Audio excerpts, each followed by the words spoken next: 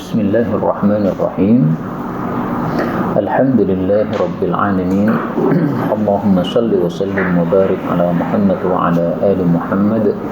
Allahumma anfa'na bima 'allamtana wa 'allimna ma yanfa'una wa zidna ilma wa barik lana fi ilmina warzuqna al-ikhlasa fil qawli wal 'amali kamila wa 'ilman nafi'an la yunsa wa tawfiqan da'ima wa sihhatan wa yaqinan wa 'afiyah. Allahumma iftah lana kulla khair. Allahumma kfina bihalalika an haramik wa aghnina bifadlika amman siwaka. Amin ya rabbal alamin.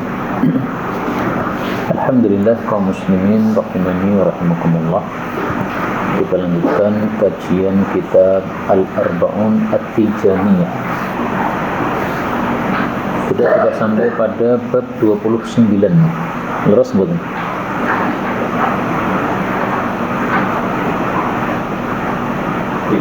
Apa sih? فقال المؤلف رحمه الله تعالى ونفعنا به وبعلومه في الدارين آمين. باب الجاهلية, bab tentang jahiliyah, yaitu apa yang datang sebelum Islam, wa adatiha dan adat-adat jahiliyah, wa da'wah ilaiha dan seruan kepada jahiliyah, wal mu'min dan orang beriman itu yatrukuha kullaha, meninggalkannya semuanya. Maksud beliau adalah bahwa termasuk yang menambahkan iman kita kalau kita menyelisihi adat-adat jahiliyah dan meninggalkan adat-adat jahiliyah. Adapun dalilnya dari Al-Quran, qala Allah Azza wa Jalla, ya ayyuhalladzina amanu, wahai orang-orang yang beriman, udkhulu masuklah fis silmi atau fis salmi, dua qiraah. Sini boleh di fathah, boleh di kasrah. Di dalam Islam kafatan, secara keseluruhan. Wala tattabi'u, dan janganlah kalian mengikuti khutuwati syaitan, langkah-langkah setan. Innahu lakum, sesungguhnya setan bagi kalian adu mubin, musuh yang nyata. Al-Baqarah 200. Nah, di sini yang berkaitan dengan bab adalah pada kalimat udkhulu fis silmi kafah, masuk di dalam Islam secara total. Kata-kata total ini ada dua tafsiran. Tafsiran yang pertama, kafah ini penjelasan bagi Islam. Artinya Islamnya yang total, jangan mengambil sebagian saja. Kalau misalkan ajaran Islam itu ada 10 ajaran, nah, maka diambil semuanya 10, jangan hanya 9 saja. Ada adab Islam, ada hukum Islam, ada adat Islam, nah, semuanya diambil. Tafsiran yang kedua, kafah ini penjelasan bagi kata-kata udkhulu, masuklah semuanya. Artinya semua orang harus masuk Islam. Yahudi disuruh masuk Islam, Nasrani disuruh masuk Islam, Buddha disuruh masuk Islam. Maka kafah ini kembali bisa kepada orang yang disuruh, yaitu disuruh semuanya masuk Islam, atau kembali kepada Islamnya, yaitu Islam yang menyeluruh, atau sering kita gunakan istilah Islam kafah, Islam yang total. Ada dalil yang kedua, Anil Harits Al-Asy'ari radhiyallahu anhu qala Nabi sallallahu alaihi wasallam, wa ana, dan saya amurukum bi khamsin, saya perintahkan kalian 5 perkara. Allahu amarani bihinna, yang Allah perintahkan saya dengan 5 perkara tadi. Kemudian beliau merinci. Yang pertama, as-sam'u wa ta'atu, mendengar dan mentaati. Wal jihadu, dan jihad. Wal hijratu, dan hijrah. Wal jama'atu, dan jamaah. Ini sudah pas nih ya. Yang pertama, as-sam'u, mendengar. Ini maksudnya mendengar kepada pemimpin atau amirul mukminin atau khalifah. Kemudian yang kedua, at-ta'ah, mentaati, sama juga kepada ulil amri atau pemimpin. Yang ketiga, wal jihad, dan jihad, memerangi orang-orang kafir.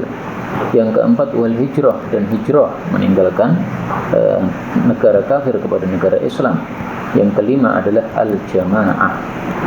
Fa innahu, maka sesungguhnya man faraqal jamaah, siapapun yang memisai jamaah, qita shibrin, sekitar 1 jengkal saja, maksudnya meskipun hanya sedikit saja, faqad khala'a, berarti sungguh dia telah melepas ribqatal Islam, tali Islam, min unuqihi, dari tengkoknya, illa ayarji, kecuali kalau dia kembali lagi, yaitu kepada jamaah. Nah, yang dimaksud jamaah di sini adalah sebagaimana disebutkan dalam hadis yang lain, ketika ada imam dan ada yang dipimpin, ada amirul mukminin dan ada yang dipimpin, maka kita harus melazimi jamaah tersebut, alias tidak boleh memberontak terhadap jamaah kaum muslimin. Amirul Mukmininnya tidak boleh dilengsarkan. Nah, sekarang ini sudah tidak ada al-jamaah yang dimaksud tersebut. Waman, dan barang siapa yang idda'a, dia itu berdakwah dakwal jahiliyah, dengan dakwaan jahiliyah, atau orang yang memanggil dengan panggilan jahiliyah, fa innahu, maka sesungguhnya dia itu min jutha jahannam, min dari jutha. Jutha itu adalah sesuatu yang dikumpulkan, maka maksudnya jutha jahannam, orang-orang yang dikumpulkan di dalam neraka jahannam. Faqala rajulun, maka berkata seseorang, ya Rasulullah, wa in shalla wa shama, meskipun dia salat dan puasa. Qala, beliau menjawab, wa in shalla wa shama, meskipun dia salat dan puasa. Fad'u, maka panggillah, bid'awallah, dengan panggilan dari Allah, alladzi sammakum, yang Allah telah memberi nama untuk kalian, yaitu ada 3 nama. Yang pertama al-muslimin, nama kita adalah kaum muslimin. Yang kedua adalah al-mu'minin, orang-orang beriman. Yang ketiga adalah ibadallah, hamba-hamba Allah. Hadis diriwayatkan oleh At-Tirmidzi sahih. Nah, maka inilah dalil bahwa nama kita sebenarnya sudah diberikan oleh Allah, muslimin, mukminin, ibadallah. Sehingga kalau sudah disatukan oleh Nabi SAW dalam lingkup Islam, ini jangan dipecah-pecah lagi. Sudah disatukan oleh Nabi dalam lingkup iman, jangan dipecah-pecah lagi. Sudah disatukan oleh Nabi dalam lingkup ibadallah, maka jangan dipecah-pecah lagi. Nah, seperti yang kemarin sudah dibahas, nama-nama yang kita buat seperti nama pesantren, atau nama suatu kajian, atau nama suatu komunitas, tidak ada masalah sebenarnya, selama tidak menyebabkan perpecahan di antara kaum muslimin. Adapun nama muslimin ini disebutkan oleh Allah Subhanahu wa taala pada surat Al-Hajj. Mari kita lihat ayatnya. Huwa sammakumul muslimin. Al-Hajj ayat 78. Dia Allah telah memberi nama kalian dengan nama muslimin min qablu, dari sebelum ini, yaitu sebelum turunnya Quran. Wa fi hada, dan juga di dalam Al-Quran. Artinya nama muslimin ini ada dalam semua kitab suci yang dulu maupun kitab suci Al-Quran, semuanya namanya sama, yaitu muslimin. Maka umatnya Nabi Musa ya muslimin, umatnya Nabi Isa ya muslimin. Kemudian nama yang kedua adalah al-mu'minin, kaum mukminin. Ini disebutkan oleh Allah Subhanahu wa taala juga dalam Al-Quran, ayyuhal mu'minun, pada surat An-Nur ayat 31. Allah mengatakan, wa tubu ilallahi jami'a, dan tobatlah semuanya kepada Allah, ayyuhal mu'minun, wahai orang-orang yang beriman. Nah, maka ini nama yang kedua yang kita dipanggil oleh Allah Subhanahu wa taala dengannya. Adapun ibadallah ini disebutkan dalam Al-Qur'an juga. Allah Subhanahu wa taala mengatakan,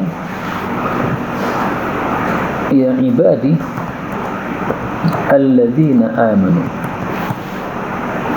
pada surat Al-Ankabut ayat 56. Ya ibadi, wahai hamba-hambaku, alladzina amanu, yaitu orang-orang yang beriman.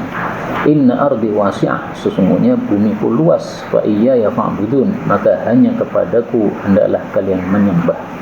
Inilah 3 nama yang disebutkan dalam Al-Quran untuk kita kaum muslimin, umatnya Nabi Muhammad sallallahu alaihi wasallam. Maka yang pertama tadi pada surat Al-Hajj, kemudian yang kedua pada surat An-Nur, yang ketiga pada surat Al-Ankabut. Adapun nama-nama selain ini, muslimin, mukminin, ibadallah, maka yang zahir tidak ada masalah selama tidak memecah belah, sebagaimana kemarin sudah kita bahas ya, termasuk nama Ansor, Muhajirin. Nah, ini nama-nama yang disebutkan oleh Allah Subhanahu wa taala dalam Al-Qur'an, diperbolehkan oleh Allah berarti, tetapi ketika digunakan untuk memecah belah kaum muslimin, maka Rasulullah sallallahu alaihi wasallam kemudian marah dan beliau mengatakan itu adalah panggilan yang busuk. Kita lihat sekali lagi dalilnya. Rasulullah sallallahu alaihi wasallam bersabda, fa innaha muntinatun, da'uha, tinggalkan itu panggilan Muhajirin Ansor, fa innaha muntinah, karena itu adalah panggilan yang busuk. Nah, kapan panggilan Muhajirin Ansor busuk? Ketika digunakan untuk memperpecah belah kaum muslimin. Yang satu memanggil ya lal Muhajirin sehingga ta'assub terhadap kelompoknya, yang satunya memanggil ya lal Ansar, itu ta'assub untuk kelompoknya masing-masing. Hadis riwayat Bukhari sahih. Kemudian bab yang ke-30, babul, monggo Pak. Ada muslimin, ada mukminin, ada ibadah Allah. Nggih. Kemudian muhsin, mustaqim itu bedanya apa? Muhsinin, muttaqin, ya itu semuanya peringkat-peringkat yang diberikan oleh Allah atau sifat-sifat yang diberikan oleh Allah Subhanahu wa taala kepada hamba-hambanya, tetapi bukan sebagai panggilan. Adapun yang dipanggil oleh Allah di dalam Al-Qur'an ya tiga ini: muslimin, mukminin, ibadah. Artinya semua kita itu adalah muslim, semua kita adalah mukmin, semua kita adalah hamba Allah. Kalau muhsin enggak semua kita, Pak. Kalau tingkatan imannya sudah tinggi, baru kemudian apa? Muhsinin. Tingkatan imannya tinggi baru kemudian muttaqin. Kalau semua kaum muslimin ya, semuanya adalah muslim, mukmin, ibadah. Nah, sehingga urutan ini apa bisa dimaknai bahwa dalam tubuh kita itu Islam dulu baru iman. Kalau di sini sebenarnya tidak menunjukkan urutan sebenarnya, karena ini nama yang diberikan oleh Allah Subhanahu wa taala kepada kita. Tapi kalau kita ambil dari dalil-dalil yang lain bisa sebagai urutan. Memang Islam itu di bawah, kemudian iman itu di atasnya lagi, kemudian hamba Allah berarti orang yang selalu menghamba kepada Allah setiap saat, ini berarti lebih tinggi lagi derajatnya. Kemudian bab 30, babul manhiyat, bab larangan-larangan, monggo.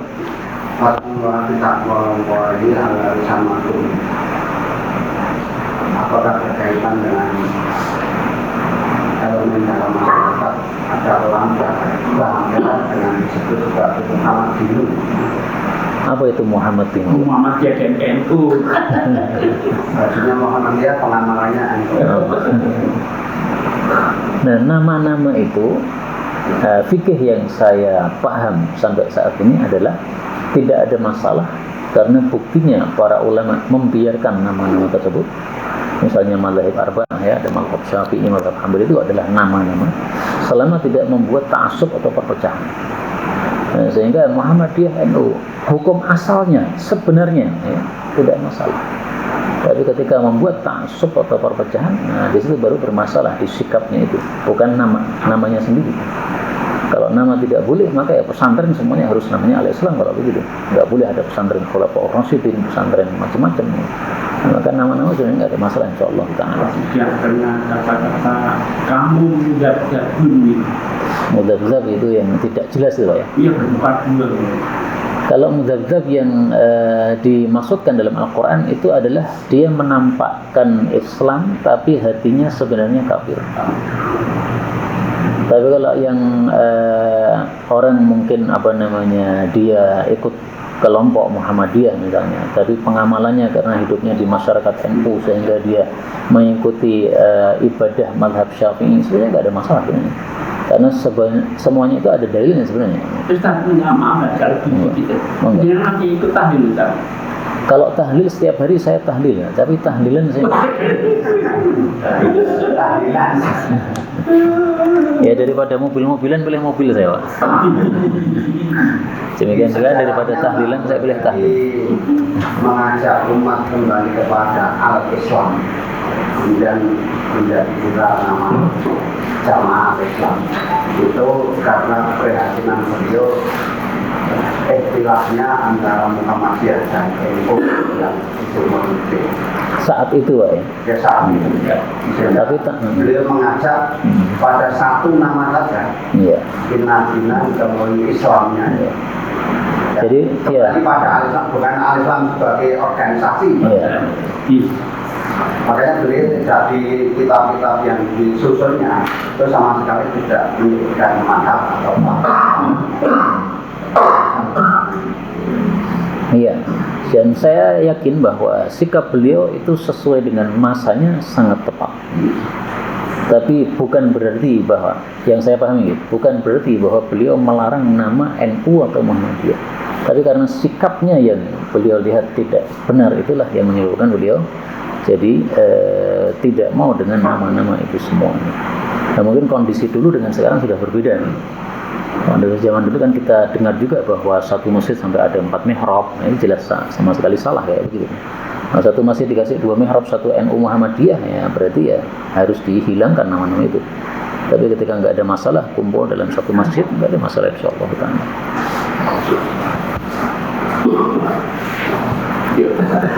Kemudian bab yang ke-30, babul manhiyat, bab larangan-larangan. Wal mu'min, dan orang beriman itu yajtanibu anha, menjauh darinya.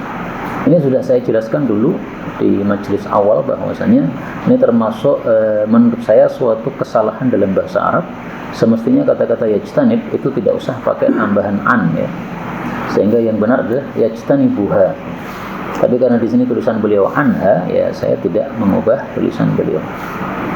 Buktikan di dalam Al-Quran Allah Subhanahu wa ta'ala mengatakan ijtanabu, surat Az-Zumar ayat 17, walladzina ijtanabu taghut. Nah, jadi setelah ijtanabu itu tidak usah pakai tambahan an. Demikian juga pada surat Al-Hujurat ayat 12, ijtanibu katsiran minadh-dhanni, tidak pakai ijtanibu an, ya. Maka ini semuanya menunjukkan bahwa kata-kata yajtanib tidak perlu tambahan an. Adapun kenapa beliau menambah an yang zahir bagi saya, karena ini bahasa kita, bahasa Indonesia, yajtanib menjauh, menjauh dari, ya kan? Nah, maka dari bahasa Indonesia diarabkan menjadi yajtanib an. Tapi beliau judul yang berikutnya benar. Ababul kabair wal mu'min la yazalu yajtanibuha. Nah, di sini tidak pakai an. Nah, ini sudah benar, Pak. Baik, maka maksud bab ini adalah kalau kita meninggalkan manhiyat atau larangan-larangan, maka iman kita tambah, iman kita kepada Allah jadi bertambah. Qala Allah Azza wa Jalla, ya ayyuhalladzina amanu la yaskhar, janganlah menghina qaumun, suatu kaum, min qaumin, terhadap kaum yang lain. Asa, barangkali, ayyakunu, bahwasanya mereka yang dihina khairan minhum, lebih baik dari mereka yang menghina. Qaumun itu maksudnya adalah jamaah laki-laki. Taunya dari mana? Dari kalimat berikutnya. Karena di sini Allah mengatakan wala nisaun, dan janganlah jamaah perempuan, min nisain, menghina terhadap jamaah perempuan yang lain. Asa, bisa jadi, ayyakuna, bahwa mereka yang dihina khairan minhunna, lebih baik daripada mereka yang dihina. Nah, di sini yang perlu diperhatikan kata-kata asa. Asa itu artinya barangkali. Tetapi ada kaidah mengatakan bahwa asa kalau yang mengatakan Allah itu adalah sesuatu yang pasti. Saya punya buku di sini namanya Kulliyat Tafsir. Kulliyat. Nah, ini Al-Kulliyat fil Qur'anil Karim. Di sini sudah ada pembahasan tentang asa. Asa minallah, asa yang datang dari Allah. An Ibnu Abbas, dari Ibnu Abbas, kullu asa fil Quran, setiap kata-kata asa dalam Al-Quran, fahiya wajibatun, maka itu maksudnya adalah pasti. Illa fi mawdi'in, kecuali untuk 2 tempat saja. Satu, asa rabbukum ayyarhamakum, semoga pemelihara kalian merahmati kalian, wahai Bani Israel. Tapi faktanya mereka tidak mendapatkan rahmat Allah, sehingga kurang ajar seperti yang kita lihat sekarang. Ini surat Al-Isra. Kemudian asa rabbuhu in tallaqakunna, semoga jika Nabi itu mentalak kalian, maka semoga Allah akan mengganti dengan istri-istri yang lain yang lebih baik. Apakah diganti oleh Allah? Ternyata tidak. Maka Rasulullah masih rujuk sama istri-istrinya yang 9 yang waktu itu beliau hampir menceraikan mereka karena marahnya beliau kepada mereka. Nah, di sini 2 asa tidak terjadi atau tidak tidak pasti terjadi. Tapi kalau yang lainnya maka pasti terjadi. Berarti asa ini bisa apa? Pasti. Orang yang dihina itu lebih baik daripada yang menghina.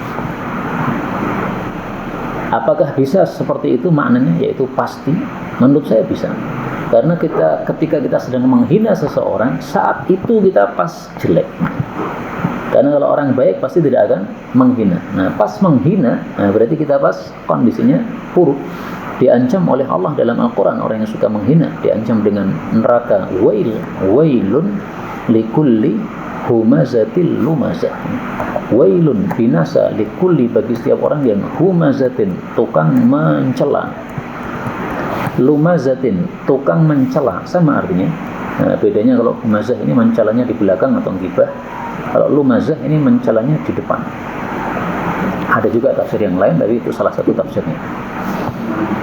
Waalaikumsalam. Kemudian Allah mengatakan wala talmuzu.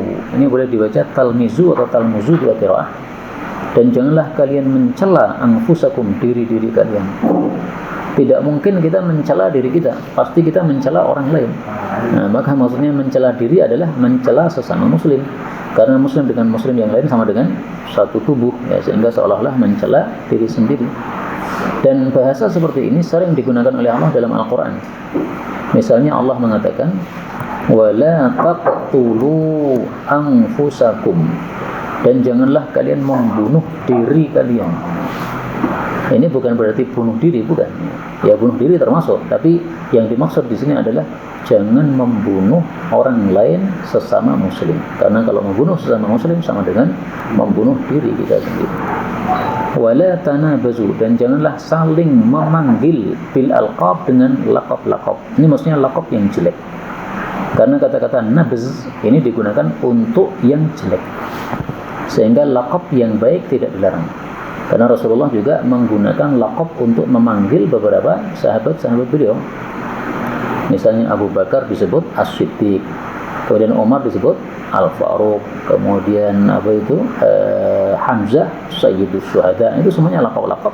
Maka yang dimaksud di sini adalah laqab yang jelek. Dzul-Yadain itu bukan. Dzul-Yadain itu termasuk laqab, ya.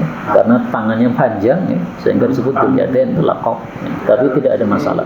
Dzul-Yadain itu kan celemar. Celemar itu apa? Panjang. Panjang tangan. Ya, sebenarnya tergantung kepada niatan. Misalnya ada orang namanya Humaid. Kemudian karena Humaid ini banyak sekali, maka para rawi kemudian mengatakan Humaid at-Tawil. Nah, ketika mengatakan at-Tawil yang tinggi, ini tujuannya apa nih? Apakah mengejek ataukah untuk menjelaskan? Yang saya maksud Humaid yang tinggi itu.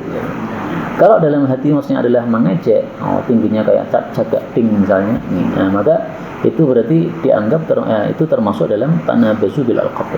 Maka kembali ke niatan masing-masing, ya, ketika kita menyebutkan itu. Tapi Pak Gendut. Di masyarakat itu dia punya nama panggilan. Nggak ada masalah kalau dia mau. Misalnya Pak Gembrot, kalau dia senang nggak apa-apa. Pak Iwo, Pak Priwo, kalau dia mau nggak ada masalah. Ridha berarti bukan termasuk apa? Sesuatu yang dilarang.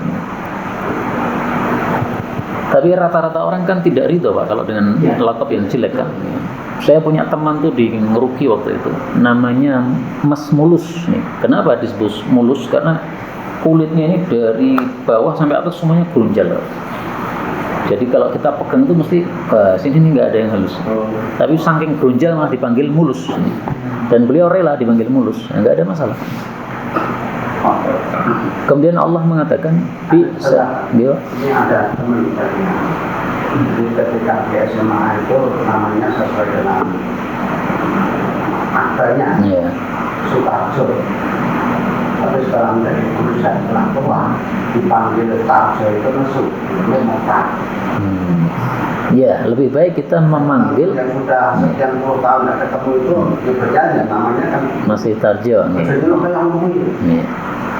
Nah, bagaimana ini? Nah, kalau dia sudah mengubah namanya, maka kita ikuti apa yang dia mau. Karena masuk dalam bab idkhalus surur. Sururun. Ada hadisnya, tapi bukan yang di sini, ya. Kalau ini tadi masalah laqab, ya. Kalau ini beda lagi.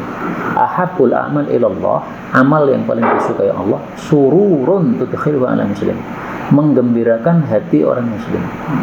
Dia dipanggil Tarjo susah, panggil sukanya Mukhtar, ya udah panggil Mukhtar, itu menggembirakan hati. Hadis riwayat Tabarani derajatnya hasan. Kemudian Allah mengatakan bi'salismu, sejelek-jelek nama adalah al-fusuqu ba'dal iman, nama fasik setelah iman. Ini maksudnya kebiasaan orang Arab zaman dulu ketika marah kepada seseorang yang dulu asalnya dia musyrik, ya, kemudian masuk Islam. Nah, maka dipanggil dengan nama yang waktu musyrik. Dia misalnya Yahudi, dipanggil ya Yahudi, padahal sudah Muslim. Dia asalnya Nasrani, dipanggil ya Nasrani, padahal dia Muslim. Nah, itulah yang dimaksud bi'salismul fusuqu ba'dal iman. Wa man lam yatuf fa ulaika. Bisa ya, ini karena boleh dibaca bisa. Bisa lismu. Jadi hamzah itu boleh diringankan menjadi dihilangkan. Ini yang bacaannya beda, saya kasih merah aja ya. Bisa lismul fusuq ba'dal iman wa man lam yatuf fa ulaika. Ini ba ketemu fa ini boleh idgham. Karena sebagian orang Arab susah, Pak. Yatub fa susah, yatub fa ya, yatuf fa. Karena makhrajnya kan hampir dekat. Ba fa. Sama ini dekat sehingga boleh diidghamkan. Wa man lam, bacaan saja. Kalau terjemahannya enggak berubah. Wa man lam yatuf fa ulaika, dan orang-orang yang tidak tobat. Wa man lam yatuf fa ulaika, dan orang-orang yang tidak tobat, maka mereka itu humul zalimun, adalah orang-orang yang zalim. Ini surat Al-Hujurat ayat 11, dan surat Al-Hujurat ini penuh dengan kata-kata ya ayyuhalladzina amanu. Coba kita lihat ya, ada berapa ya ayyuhalladzina amanu dalam surat Al-Hujurat.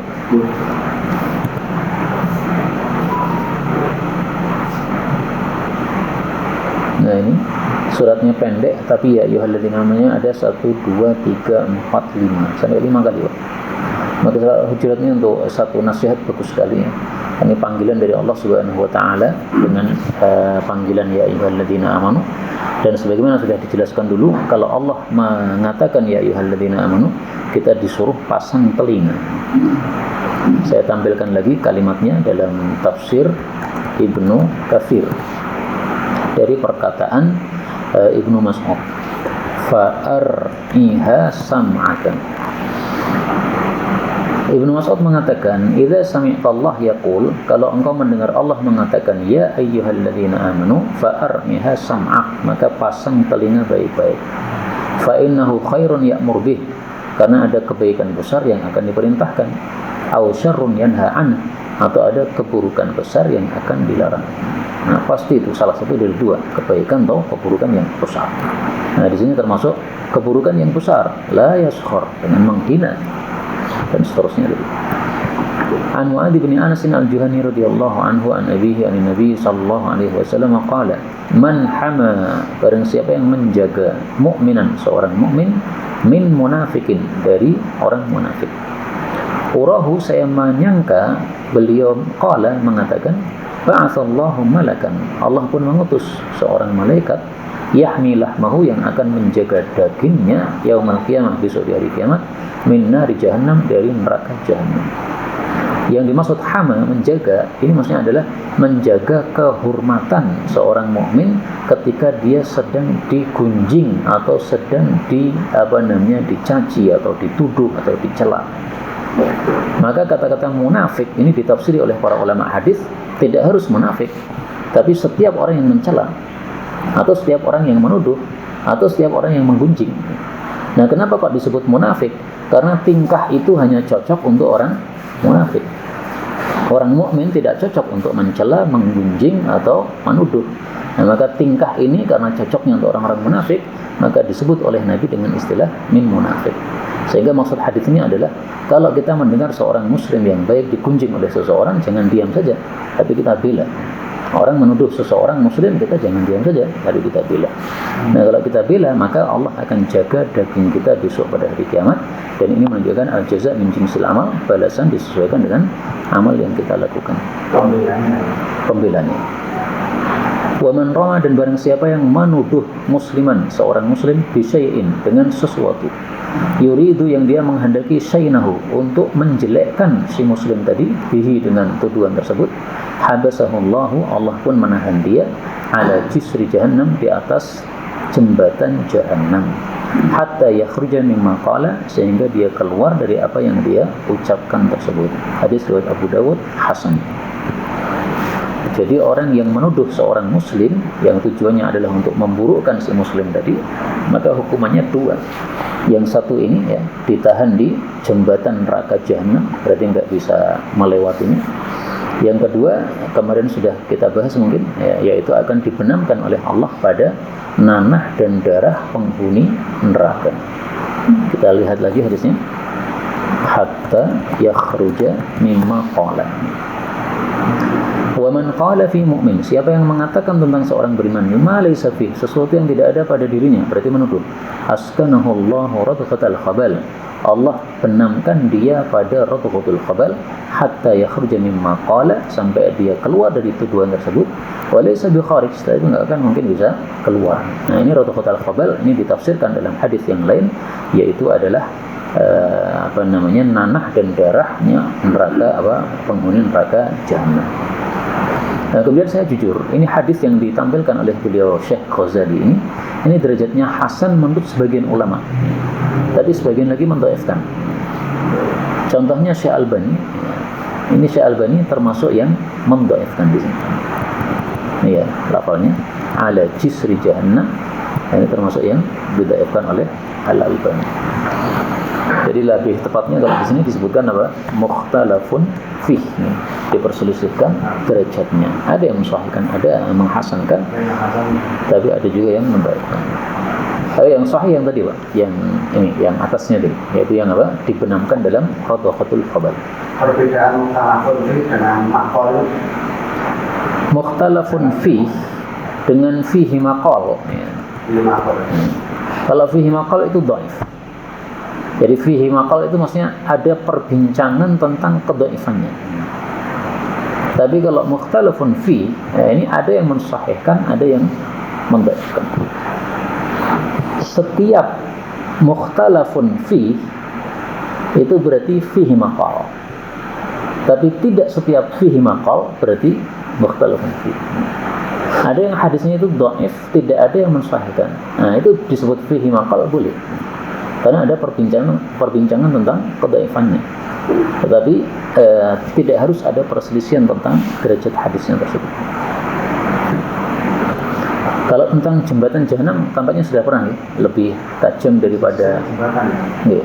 Jisr sama dengan sirat, nama lainnya artinya jembatan. Dan itu lebih tajam daripada pedang, lebih tipis daripada rambut. Sudah dulu Bang? Belum?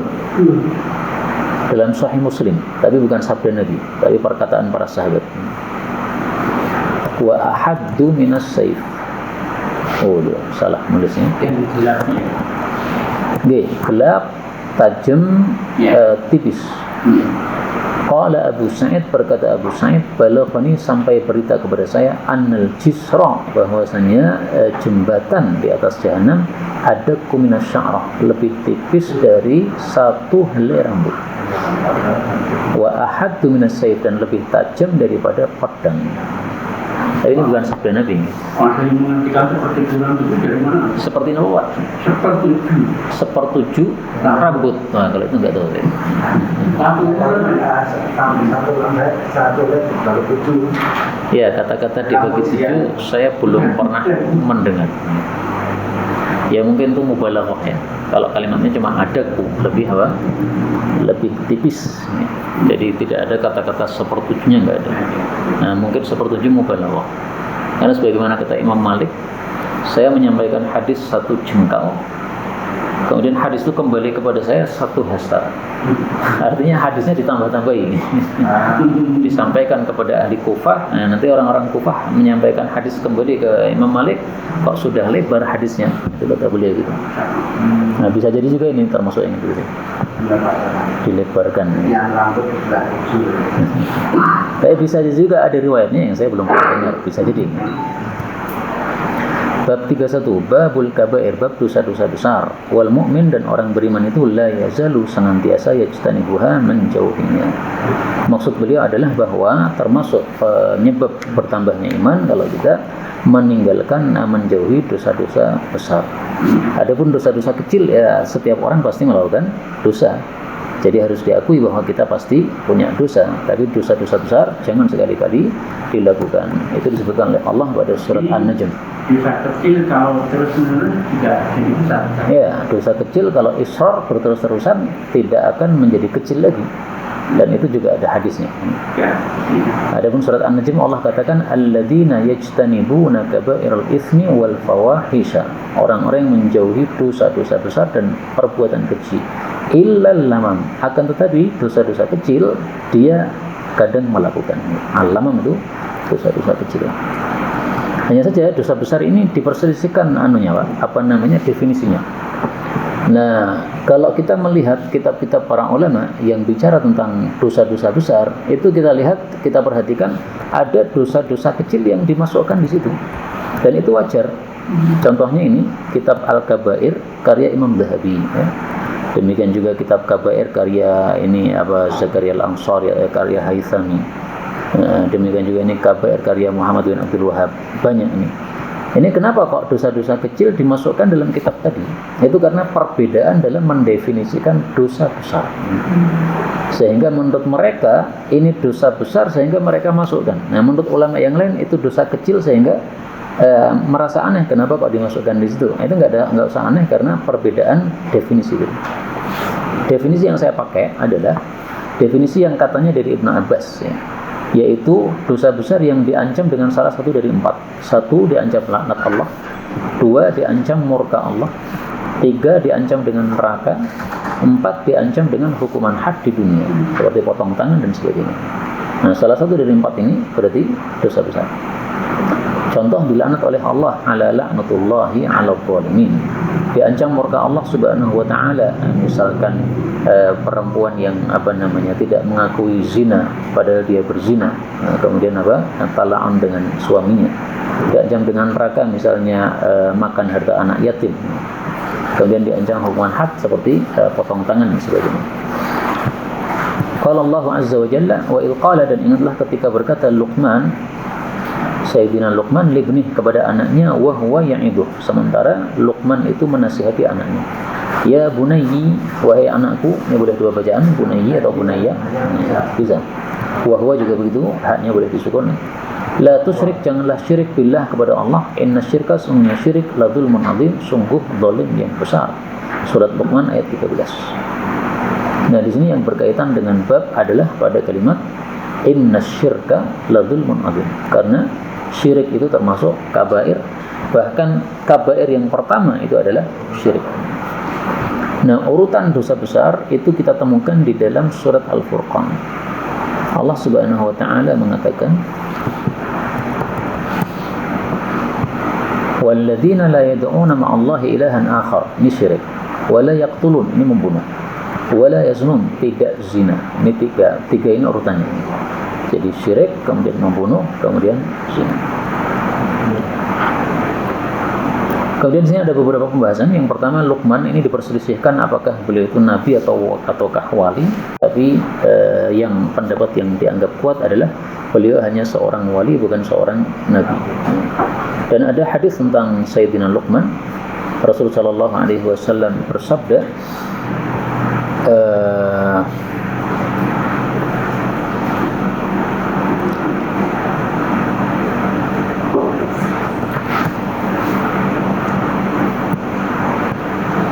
khairus sudan arba'ah. Khairus sudan arba'ah. Sebaik-baik orang Sudan, orang hitam itu ada 4, dalam riwayat yang lain 3. Yang pertama adalah Luqman, kemudian Bilal, kemudian Mahja. Ini adalah bekas budaknya Rasulullah sallallahu alaihi wasallam. Kalau 4 tambah 1 lagi siapa? Najasyi. Luqman, Najasyi, Bilal, Mahja. Ini hadisnya ada yang mensahihkan, ada juga yang mendhaifkan. Kemudian di sini dia menasihati kepada anaknya, ya bunayyi. Ini menunjukkan bahwa anak-anak kecil pun kita disyariatkan untuk mengajari mereka, meskipun sebenarnya mereka belum kena hukum. Misalkan anak kecil makan dengan tangan kiri, nah bapak jangan membiarkan, karena kalau dibiarkan nanti jadi kebiasaan. Meskipun mereka belum dosa sebenarnya, tapi hendaklah kita ajari. Kemudian diperselisihkan juga, apakah la tusyrik, janganlah kamu syirik. Ini apakah anaknya itu seorang musyrik, apakah seorang muslim? Ada yang mengatakan anaknya muslim. Berarti perkataan la tusyrik ini maksudnya adalah menjaga anak jangan sampai syirik. Atau anaknya memang adalah seorang musyrik sehingga dia menyuruh anaknya untuk segera meninggalkan kekafirannya kepada Allah Subhanahu wa taala. Ya, ada khilaf di antara para ulama tentang anaknya tersebut. Seandainya anaknya kafir nggak masalah. Kalau ayat ini berarti anaknya masih fitrah ya. Kata-kata bunayya, apakah ini menunjukkan anaknya masih kecil ya? Belum tentu. Karena bunayyun itu memang artinya adalah anak kecilku. Tapi seringkali kata-kata bunaya digunakan untuk orang yang sudah dewasa, sementara ucapan itu untuk menunjukkan kesayangan. Nah, maka kalau kita artikan ini adalah anak kecil, fikihnya tadi, anak kecil pun tetap dinasihati. Ya. Kalau ini maksudnya anak sudah dewasa, berarti faedah yang dapat kita ambil adalah kesayangan bapak kepada anaknya. Ya. Meskipun sudah besar dianggap bunaya. Kalau mungkin zaman sekarang tole. Ya. Jadi sudah besar tapi masih dipanggil tole. An Abi Hurairah radhiyallahu anhu qala Rasulullah sallallahu alaihi wasallam wa khamsun, ada 5 perkara laisa lahunna kafarah, yang tidak ada kafarahnya. Yang dimaksud tidak ada kafarahnya adalah tidak bisa dihapuskan dengan amal-amal kebaikan kita. Jadi misalnya sholat tidak bisa menghapuskan 5 dosa ini. Baca Quran tidak bisa menghapuskan 5 dosa ini. Kenapa? Karena termasuk dosa besar. Jadi menurut mayoritas para ulama, dosa besar itu kalau mau dihapuskan harus tobat. Tapi kalau dosa kecil tanpa tobat pun bisa dihapuskan. Dosa kecil kemudian kita baca Quran, nah dosanya hapus.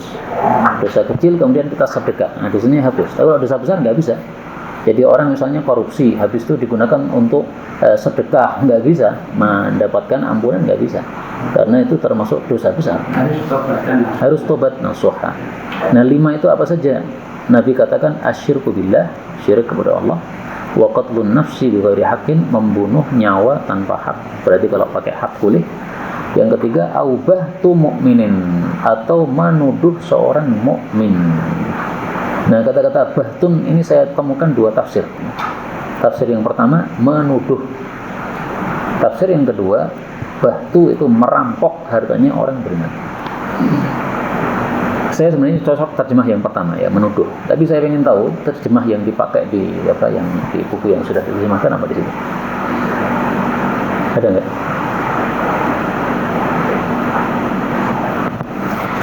Sambil nunggu ya, sambil dicari. Kemudian yang keempat, awil firar, atau lari yaumaz zahfi, pada hari perang. Yang kelima, aw yaminun sabiratun, atau sumpah yang menahan. Sumpah yang menahan maksudnya pelaku sumpahnya itu ditahan untuk mengucapkan sumpah di depan hakim.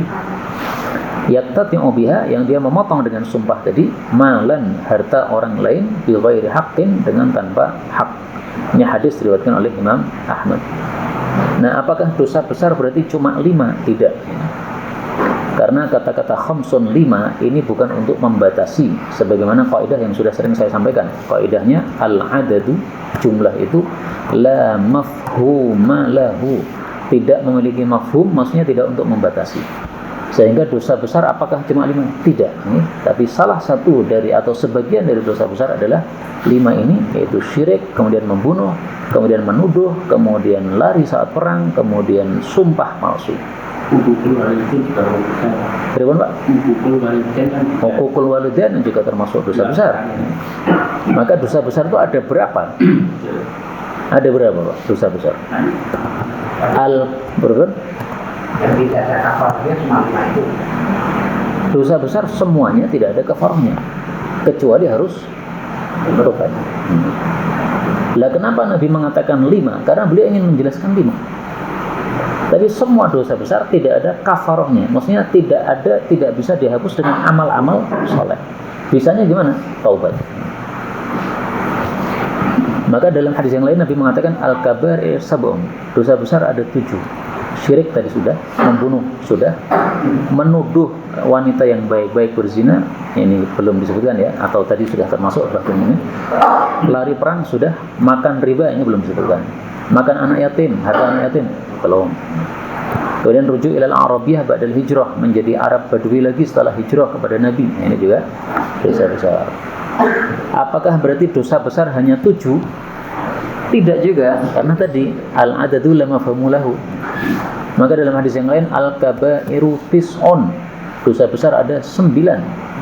Yang paling besar adalah syirik, lalu membunuh, lalu makan riba, lalu makan harta anak yatim, lalu menuduh berzina, kemudian firar lari, kemudian hukukul walidain, kemudian istihlalul baitil haram, menghalalkan Ka'bah, kiblatikum ahya'an wa amwatan.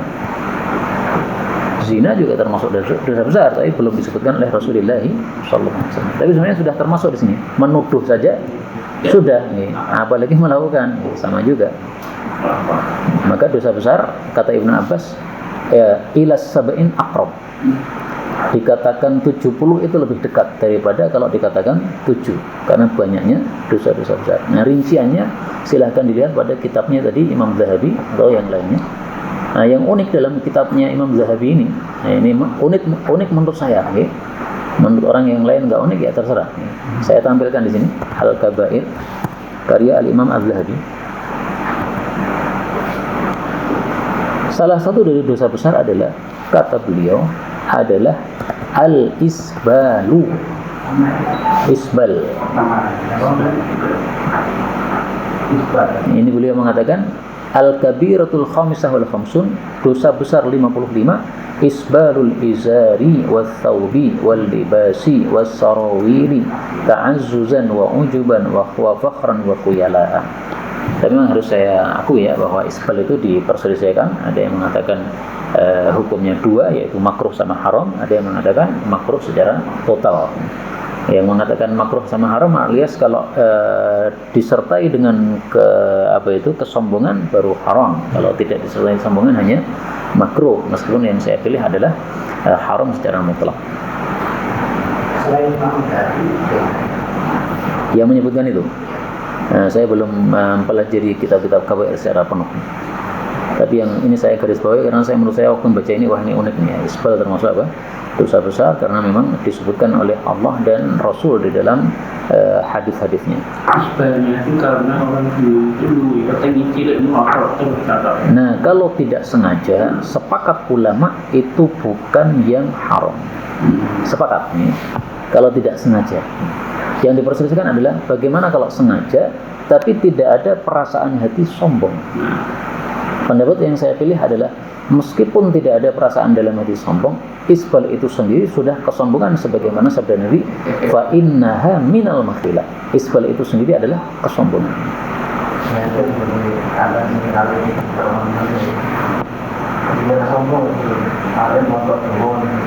Nah, kalau melotroknya betul-betul ya, orang nggak tahu hati dia apa Pak. tapi kita lagi nyenteng itu loh, Nah, kalau itu kecil nih. ya minimal makruh tadi.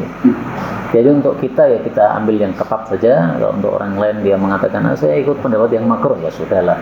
Ya kayak rokok lah Bang. Untuk kita nggak usah ngerokok, tapi untuk orang lain yang merokok ya makruh lah. kalau tahu itu sebulan maksudnya spray ya jangan tak sering Tapi kan nggak harus isbal. Ngaku saya. Tapi saya tambah satu lagi nih. Walin Nasa'i khatabana Rasulullah sallallahu alaihi wasallam yaman faqala walladhi nafsi biyadihi thalatha marratin thumma akaba, beliau menunduk, fa akaba kullu rajulin minna yabki, semuanya ikut menunduk. La nadri ala madza halafa thumma rafa'a ra'sahu fi wajhi al-bushra fa kanat ahabba ilayna min humrin na'am. ثم قال ما من عبد يصلي الصلوات الخمسة salat lima waktu wa yasum Ramadan, puasa Ramadan, wa yukhriju zakah, mengeluarkan zakat, mencakup dua, zakat fitrah sama zakat mal, wa yajtanibu al-kaba'ir as-sab'a, menjauhi dosa besar yang 7. Ini sama dengan tadi ya, tidak termasuk untuk membatasi.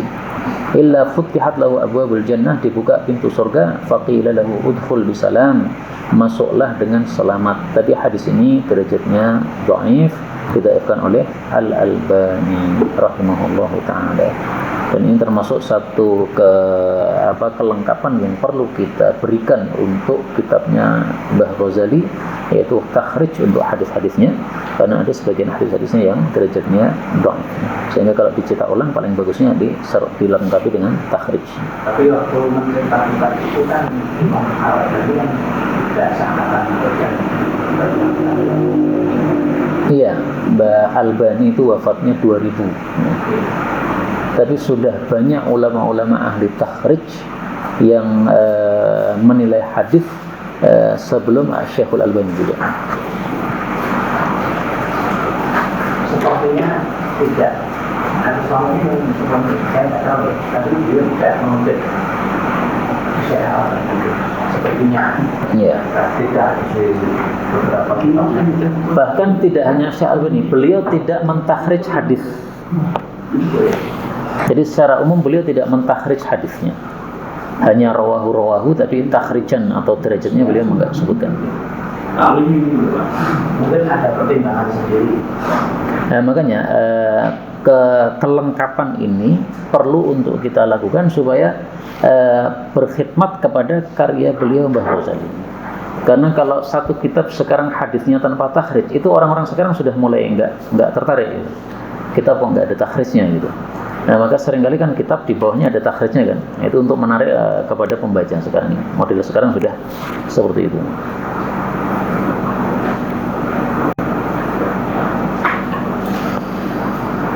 Ada pembahasan mungkin atau tambahan silakan. Mungkin karena tujuh saya tanya ya ada lagi amanu panggilan khusus kayak Islam di dalamnya. Setiap disebutkan iman saja maka Islam masuk. Kalau disebutkan Islam saja iman juga masuk. Oh, Semuanya. Oke. Kalau dalam surat ayat 14 itu Nah, ketika disebutkan Islam dan iman dalam satu kalimat, maka Islam itu adalah zahir, iman itu adalah batin. Seperti dalam hadis Arba'in nomor 2. Akhbirni anil Islam, akhbirni anil iman, akhbirni anil ihsan. Nah, ini disebutkan dalam satu kalimat. Berarti Islam itu yang zahir ya, 5 rukun, kemudian iman itu yang batin yaitu 6 rukun. Kalau ada yang berpendapat betul nggak ini urutan Muslim paling rendah, mukmin, muhsin, mukhlis, muttaqi. Kalau yang di hadis memang urutannya adalah Muslim, kemudian mukmin, kemudian muhsin. Dalam hadis muhsin. Adapun muttaqi dan mukhlis ini enggak disebutkan dalam hadis. Menurut saya muttaqi dan mukhlis ini sudah masuk di muhsin, Pak. Orang tidak disebut muhsin kecuali dia bertakwa dan dia ikhlas. Enggak ikhlas enggak disebut muhsin. Enggak takwa enggak disebut muhsin. Sehingga menurut saya wallahu alam ini 3 tingkatan sudah cukup. Karena 2 yang tambahan ini sudah masuk pada muhsin. Jadi memang Pak, Muslim, mukmin, Muhsin sudah cukup menurut saya. Ini sudah termasuk ini. Masuk dalam muhsin. Sama di hati yang saudara ya. Gimana Pak? Ada 3 umat. Iya. Jadi dia bertanya tentang Islam, kemudian iman, kemudian ihsan. Maka digambarkan oleh Imam kan 3 bundaran. Bundaran besarnya Islam, dalamnya ini iman, dalamnya lagi ihsan. Setiap orang yang masuk di ihsan berarti pasti mukmin dan muslim. Tapi yang Islam belum tentu mukmin, belum tentu muslim. Atau dalam jahatan itu saja. Gimana Pak? Masuk pikiran jahatan. Ya kalau Imam Muhammad gambarkannya 3 bundaran begitu. Mau digambarkan apa saja boleh, nggak ada masalah.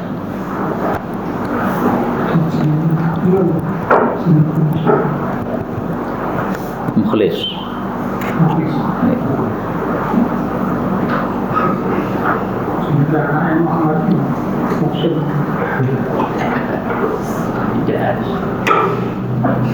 Tapi mungkin kitabnya Mbah Ghazali yang kita kaji itu kan per bab itu selalu ada nyambungnya atau penampilannya. Mengapa beliau tampilkan bab itu di bab nomor sekian sebelumnya mengenai pembahasan ini? Munasabah. Ya munasabahnya bisa kita cari sebenarnya. Misalkan ini tadi ya, jahiliyah, setelah itu kemudian manhiyat. Nah, maka munasabahnya apa? Ya jahiliyah itu termasuk manhiyat. Sehingga ini kayak munasabahnya adalah zikrul am ba'dal khas. Disebutkan yang umum setelah yang khusus. Maka disebutkan yang khusus dulu karena ini perlu yang sangat perlu untuk ditinggalkan, yaitu adat-adat jahiliyah. Nah, tapi ketahuilah bahwa larangan dalam agama tidak hanya adat jahiliyah, tapi buahnya. Nah, setelah dibahas manhiyat, nah kemudian baru dibahas bahwasanya kabair. Nah, sehingga beliau ini mengikuti pendapat yang mengatakan dosa itu dibagi dua, ada shaghair kecil, ada kabair besar. Karena sebagian ulama mengatakan enggak, semua dosa itu besar. Tidak ada dosa kecil, enggak ada. Kenapa? Karena zat yang membuat aturan ini zat yang besar. Sehingga kalau kita melanggar meskipun larangan kecil itu sudah besar. Tapi pendapat mayoritas ulama mengatakan dosa dibagi dua, kabair sama shaghair. Ya sebenarnya pendapat pertama juga bagus dari sisi supaya kita tidak meremehkan. La tangdur ila dzanbi wangdur la tangdur ila al-ma'siyah wangdur man asaitah. Mereka mengatakan gitu. Jangan melihat kepada maksiatnya, tapi lihatlah kepada siapa kamu itu berbuat, kepada siapa kamu berbuat maksiat, kepada Zat yang Maha Besar. Melempar kerupuk itu kan sesuatu yang ringan, Pak, nggak ada masalah. Tapi coba Pak Jokowi datang ke sini kita lempar kerupuk, masuk penjara bisa gitu. Karena orang besar. Kalau sama teman lempar kerupuk nggak masalah. Ini gambarnya kayak begitu. Kepada Allah maksiat meskipun kecil ya besar. Samanya melempar kalau duduk sana. Sekarang banyak jahiliyah modern Ustaz. Gimana Pak? Seperti abortus itu kan juga modern itu. Kalau dulu kan dindani melahirnya loh. Iya. Nah sekarang belum keluar berarti kita. Nah itu yang pernah kita bahas waktu di SMP dulu dia. Itu beliau Mbah Ghazali nulis buku itu pada bulan Agustus, sehingga saya meyakini ini jahiliyah, beliau itu nyindir Agustusan itu. Perasaan saya ya, karena beliau nulisnya di bulan Agustus. Apa itu bulan Suro? Ya mungkin. Kita belum ngerti tentang. Biasanya kalau dia nulis kan tahun hijriahnya sudah tinggi gitu. Sayangnya orang tidak nulis, termasuk hari Jumat libur juga dikondisikan dari kalau tidak minum. Banyak sedikit tentang makna asal saja. Iya. Itu ada sebagian terjemahan itu mudah-mudahan Bisa. kalau sendiri terjemahan barangkali la'ana juga ada barangkali. Sebenarnya terjemah itu tergantung siap atau kondisi kalimat. Tapi penggunaannya itu adalah litaraji. Penggunaan asalnya itu mengharap. Asa itu dengan untuk mengharap.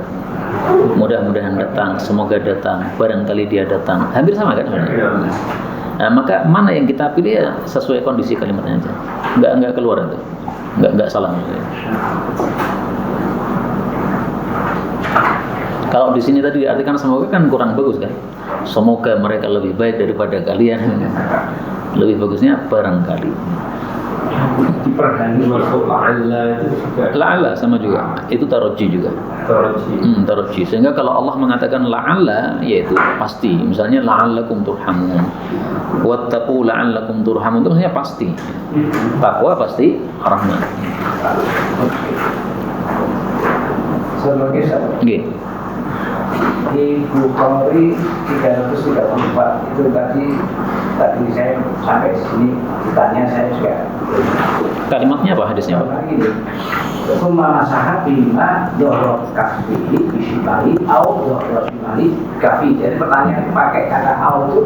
Jadi ada tanya ambil dengan mengusap mulai dari tangan kiri ke telapak tangan kanan, atau jadi artinya apakah itu boleh dari kiri dulu atau dari kanan, atau au itu apa?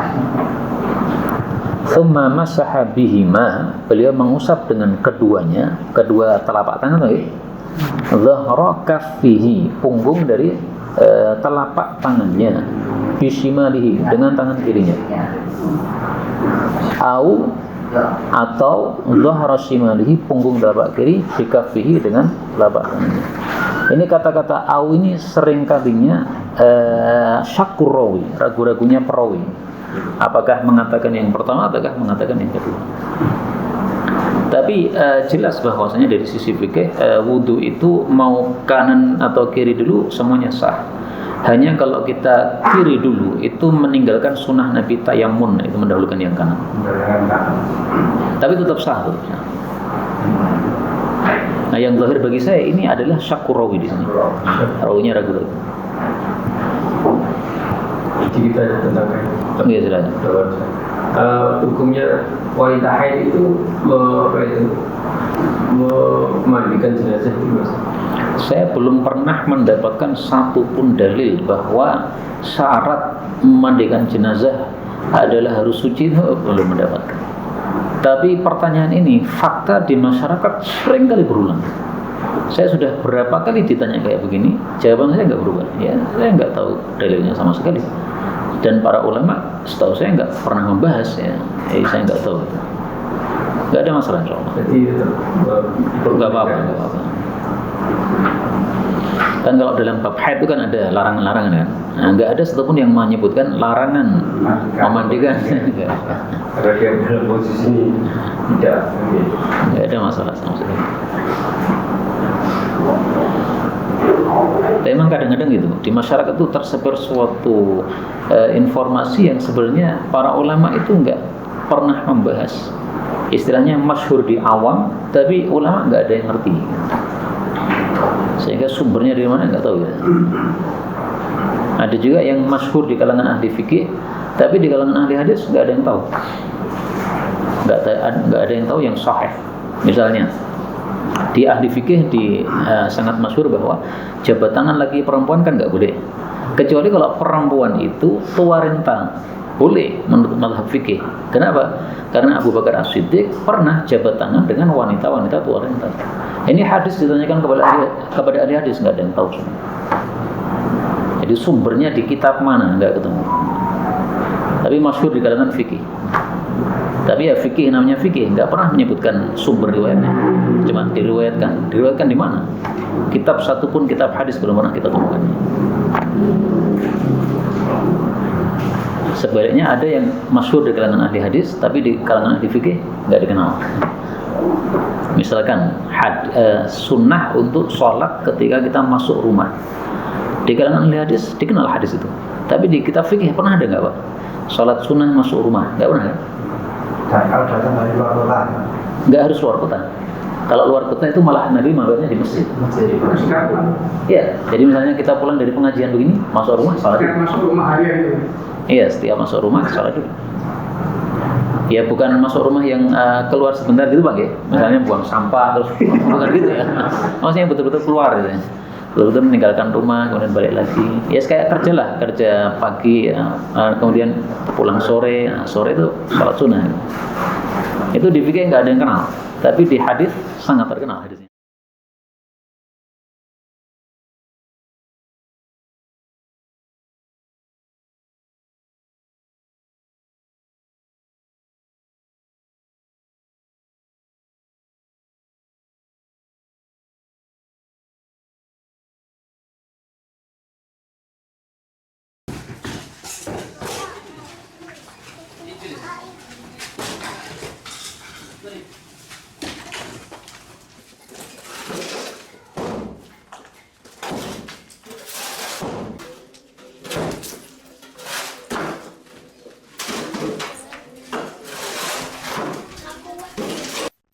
Alhamdulillahirrahmanirrahim, sahabat Al-Islam dimanapun Anda berada.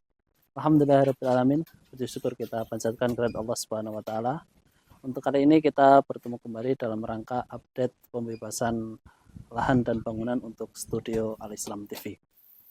Sahabat Al-Islam dimanapun Anda berada, Alhamdulillahirrahmanirrahim, untuk sampai saat ini sudah terkumpul 305 juta rupiah. Kami ucapkan terima kasih jazakumullah khairan sebanyak-banyaknya kepada antum semua yang telah ikut berpartisipasi dalam kebaikan ini. Namun demikian, kami masih mengharapkan partisipasi antum semua untuk memenuhi kekurangannya, yaitu sebesar 45 juta rupiah, supaya pembayaran dan pembebasan lahannya bisa tepat waktu sesuai yang kita janjikan. Sahabat Al-Islam TV dimanapun Anda berada, sampai saat ini kami masih membuka peluang bagi Anda semua untuk ikut berpartisipasi. Insya Allah ini akan menjadi amal jariah kita semua. Saat ini untuk bangunan dan lahan ada di belakang saya. Insya Allah di lokasi inilah yang akan kita renovasi untuk kita jadikan markas untuk taklim, berbagi ilmu, dan menyiarkan kajian-kajian dari ustadz-ustadz kita yang tercinta. Barakallahu fikum. Assalamualaikum warahmatullahi wabarakatuh.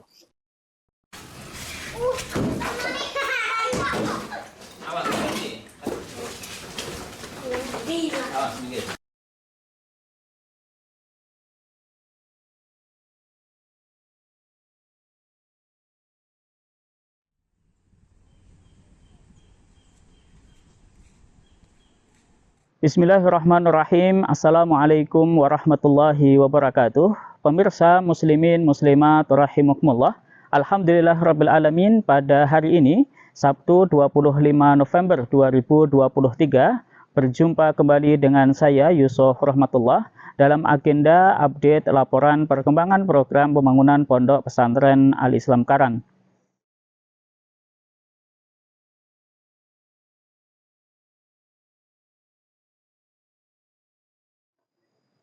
Pemirsa muslimin muslimat rahimakumullah, sebelumnya saya mohon maaf yang sebesar-besarnya karena selama beberapa bulan tidak bisa menyampaikan laporan perkembangan program pembangunan Pondok Pesantren Al-Islam Karang ini, dan saya tetap memohon doa dari muslimin semuanya. Mudah-mudahan Allah segera memberikan kesehatan yang sempurna untuk saya dan juga untuk kaum muslimin yang sedang diuji sakit oleh Allah Subhanahu wa taala. Pemirsa muslimin muslimat rahimakumullah, izinkan pada kesempatan kali ini saya menyampaikan laporan perkembangan program pembangunan Pondok Pesantren Al-Islam Karang. Pemirsa muslimin muslimat rahimakumullah, sebagaimana yang kita saksikan, ini di belakang saya sedang berlangsung pembangunan lantai 2 menuju ke lantai 3 asrama putri Pondok Pesantren Al-Islam Karang.